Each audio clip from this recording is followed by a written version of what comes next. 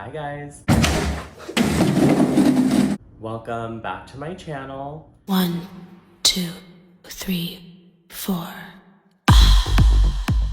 Before we get into today's video, I just wanted to take a quick moment and say thank you so much to everyone who watched my last video, who has subscribed to my channel, and who have left really nice comments, DMs. It's super motivating and has really gotten me excited to see where this takes us. So thank you again for all of your love, all of your support. It really does mean a lot to me. Today's video, I thought it would be appropriate to address mental health. I know that there can be a stigma and some taboo around mental health. Definitely feel like it's a lot less now, but growing up in the 90s and anyone who grew up before then is definitely something that was seen as weak or not masculine. The last times that I can recall that I was genuinely happy was definitely before the age of 5. And I really do feel like my depression surfaced once I started going to school, because my peers around me noticed my differences in my voice, my mannerisms, the way I walk, my interests. And once it was noticed and being called out and then being picked on, it really surfaced a lot of emotions in me that I think were always there, but they were just never activated, I guess, for lack of better words, until I really started to get picked on. In my earlier years in school, I definitely had a lot of time to myself to just sit with my emotions. For many lunches and recess time where I spent it sitting alone. I spent it just chilling by myself, or even just trying to avoid comments. And that was definitely around a time where I remember being told to not draw attention to yourself, to not stand out, to kind of blend in with everyone else or be invisible. Now, understanding who I am as an adult, that was asking me to not be myself. I never wanted, nor do I want to, not stand out, or to blend in, or to not draw attention to myself. Attention. I'm a Lamborghini. I'm a Hollywood star.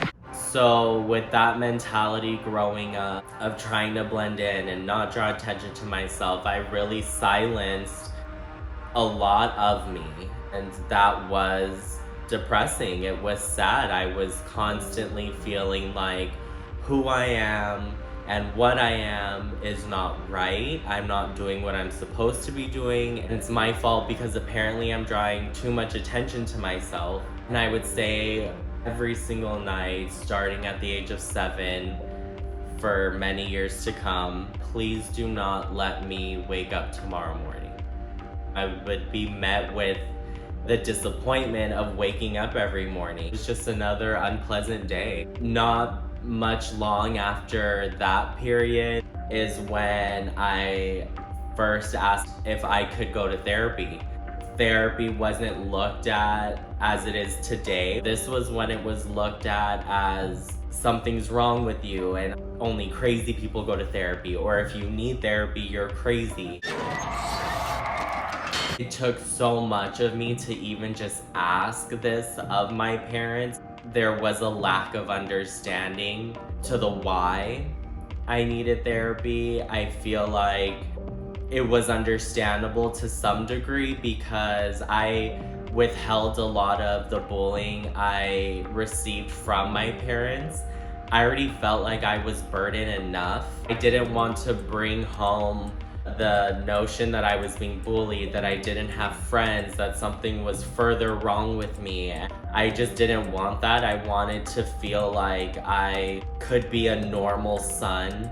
And my mom was like an unofficial room mom. So she would come around every so often, and it was so covered up that the kids loved her. So whenever she was around, then they were nice to me. Then they were friendly with me. And as a kid, I'd be in those situations where it's my birthday. My mom would come to class with cupcakes and goodie bags. These kids had their arms around me, posing for pictures, happy birthday events. And I'm sitting there knowing that this is fake, that this is only because my mom is standing right in front of you. I went along with it. The kids also didn't know like what I was going through or how what they were doing was really affecting me. And there's this girl that I wish, imagine if I name some names. But there was this girl that bullied me a lot, and it sucked because she was like my best friend. Once kids started to be mean to me, she was like, like I don't want any part of him. And she was like the worst to me. There was one time where she even put gum in my hair. And on top of that, I told the teacher, and she didn't let me go to the bathroom to take the gum out of my hair. So I had to stay in class like a dumb bitch with gum in my hair all fucking day. That's a whole nother story. My mom and I would take this girl home every single day. Even when she was a bully to me, I just didn't want to let my mom know like, hey, we're not friends anymore. She's actually really mean to me. I wanted to keep things the same. I just left it alone, and Anywho, from that point up until today, I've been in and out of therapy. I have sometimes found it helpful, and other times I just felt like it wasn't doing anything. I always knew that I wasn't reaching the full extent of happiness that I should be. And by the way, guys, I know this is a long one. This is also the first time that I'm really talking about any of this, let alone on camera. So she's a little overwhelmed. almost 2 years ago, I reached the point where I was just tired of doing this back and forth therapy, no therapy, therapy, no therapy. It's working, it's not working. It's working, it's not working. Therapy, no therapy. It's working, it's not working. I'm still crazy. It was a few years ago where I just decided that I'm gonna try medication. And I reached out to my doctor, we had a discussion. It felt like it would be appropriate for me to try Lexapro. I would say the first few days, whether it was a placebo effect or it was the Lexapro, I did feel a little bit better and I felt really hopeful. That was the first time I think it opened my eyes to, Maybe I do have a chemical imbalance. like, maybe it's not just me. Maybe I'm actually not crazy, or it's not my fault. Clearly, balancing myself out, I feel somewhat normal.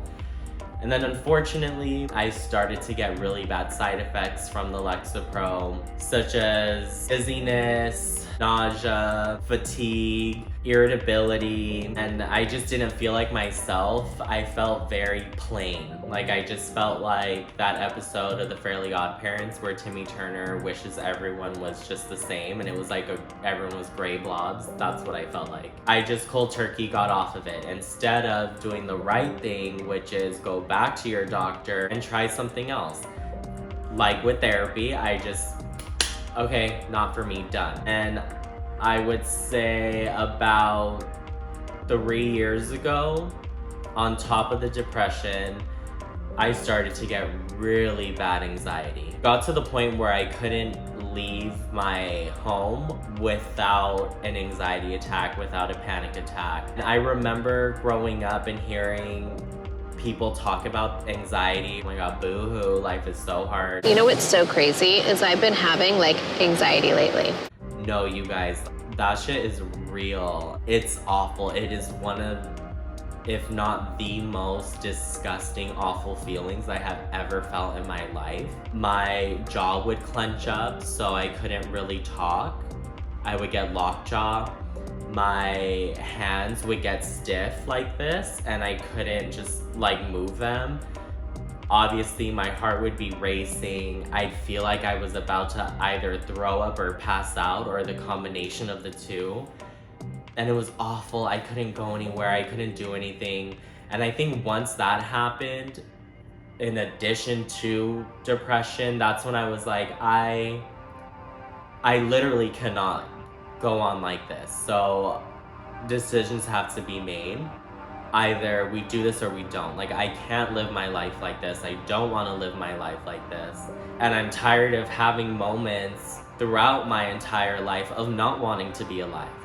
Since 7 years old, that's a little kid. That's so messed up that since then I haven't wanted to be here. I don't want to do this. Just couldn't live like that anymore. I couldn't be here not wanting to be here. So I decided to go back to therapy, get back on medication. And this time I connected with a different psychiatrist, and he recommended Zoloft for the depression and anxiety, and gabapentin, which was just specifically for the anxiety, panic attacks, trouble sleeping. Started off with 25 milligrams of the Zoloft. To today, you know, we've worked my way up to 150 milligrams. It has changed my life, you guys. And I know there's stigmas around medication. I know there's stigmas around depression. If you are feeling like you have depression, I highly recommend and urge you to talk to a psychiatrist. If you both feel like medication could be an answer or a solution, I highly recommend exploring that, because this has really changed my life for the better. I feel like I have a fighting chance now. Like, I have the tools needed to get through some of the more difficult aspects of my life. And I'm very grateful to have found this combination that seems to be working for me. Now, with that being said, these medications really do work their best without any other substances. When I first got on the medications, I was really good about no alcohol. Really wanted to give the medication a chance to work, and it did. Once I started to feel the positive effects of the medication and have consistency and feeling good, and like many of you during the pandemic were stuck at home and bored, where it was like, Well, let's make a drink. and I have realized that I have consistently put people in my life who care for and care about me more than I care for and about myself. It was a relief to find someone who did. Oh, you care about me. Oh, you want me here. And it was similar with the drinking. I gave the responsibility of the decision making to someone else. If they are okay with us drinking this much, then it must be okay for me. Because obviously they care way more for me than I do myself, and if they're cool doing this, then it must be fine. Child. Super unhealthy way of thinking, super unhealthy way of going about things, and super unhealthy way of having people in your life. And because I wasn't in that place at that time, I fell back into drinking. Obviously, the medication wasn't working at its best. You know, these are antidepressants. Alcohol is a depressant. I'm literally putting a positive and a negative and canceling each other out. Or, girl, I'm not even gonna try and explain math. I don't know why I tried to attempt that. It stopped working the way it was meant to work. I had to get back on track and back to a place of redirecting my focus and attention to healing. There have been things that I have been dealing with for the last few months, which definitely has not been easy. with having depression and anxiety. I definitely feel like I have been the most tested I've ever been in my life and the most challenged. I also understand that it's for the best, and I will get into it eventually, just not the right time to get into all of that. I'm not ready. I wanted to firstly address the depression, the anxiety. It is a part of my life, and it is a topic that I want to engage in dialogue with you. Like I said in my previous video, everything I'm going through right now, I am going through mostly alone. I would love to feel like I'm not alone. I would love to feel like I can converse with you guys on the topic. You don't have to feel alone either. I don't know, something about just putting it out feels therapeutic. It feels like I'm releasing it from me. I'm putting it out into the world. In a way, it gives me a sense of accountability, keeps me on track. And I know that there's a lot of people out there that can relate to what I'm saying, and that is important to me, and that means the most to me. Well, that was a lot, you guys. I really appreciate it. If you made it this far, thank you for hearing me out. Thank you for listening. Thank you. Feel free to send me a DM. If you don't want to leave a public message, I promise I will get back to you. So thank you guys so much for taking the time to hear me out. I really appreciate it. And don't forget to like, comment, and subscribe, and turn on those post notifications so you are notified the next time I upload a video. And with that being said, you guys, I will catch you in the next one. Bye!